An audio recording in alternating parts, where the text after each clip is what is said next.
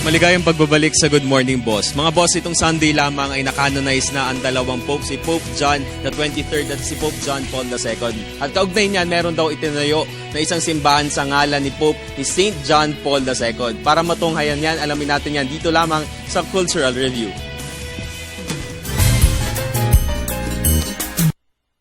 Good morning mga boss! At mapalad ako ngayong araw na ito dahil nandito ako sa misa ng canonization ni Pope John Paul II and ni Pope John XXIII. At ang nasa likuran ko ngayon ay ang sasakyan na ginamit ni Pope John Paul II nung pumusita siya dito sa Pilipinas. Tara at kilalanin natin sila. Bilang isang Kristiyano, naging kaugalian na natin ang magsamba tuwing linggo. At minabuti naming puntahan ang simbahang ipinangalan sa ating bagong santo na si Pope John Paul II. Ito ay matatagpuan sa Libis, Quezon City. Ang kapila ay gawa sa bato at may munting lona. Ang altar ay simple ngunit ito ay magara at napaka-elegante. Sa bandang kanan nito makikita mo ang malaking larawan ni Pope John Paul II. Dito sa kanilang atrium, nasaksihan ko ang canonization ng dalawang Santo Papa.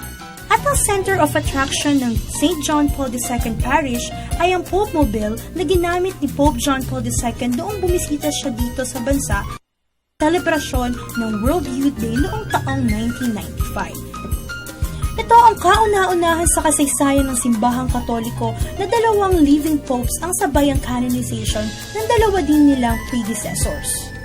Sa dalawang papa, si Pope John Paul II na pinakamalapit sa puso ng mga Filipinos.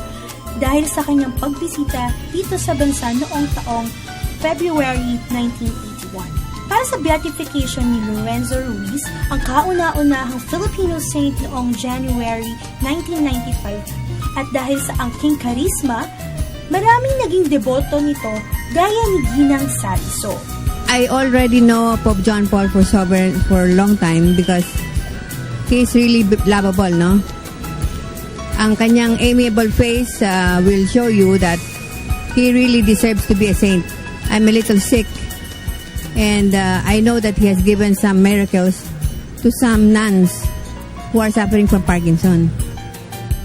And I believe that our also helped me.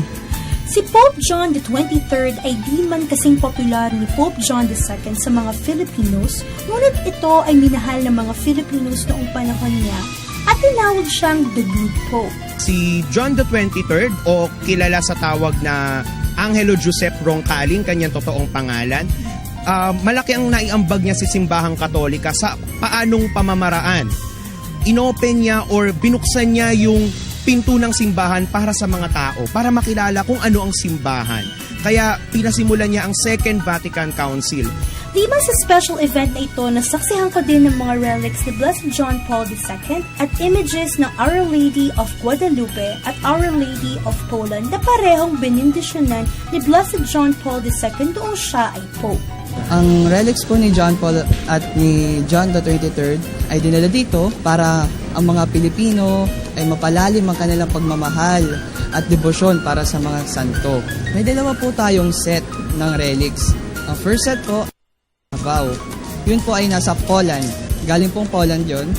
At ang second set is from Vatican.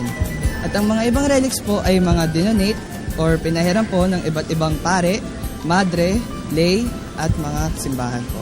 Ang mga relics on display ay ang Blessed John Paul II Zuccesto o skull cap, isang bahagi ng kanyang cassock, rosary, piece ng chair na kanyang ginamit, bahagi ng bedsheet noong siya ay namatay, papal medal, papal invitations, missalets mula sa kanyang misa.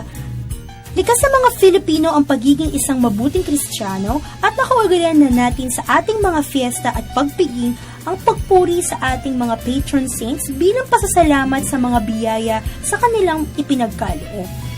Bilang isang Katoliko, isang karangalan para sa akin na makita ang mga relics si Pope John Paul II at ni Pope John the 23rd at makilala ang kanilang kontribusyon na naiambag sa mundo. Leilin Karagay para sa I Love My Culture.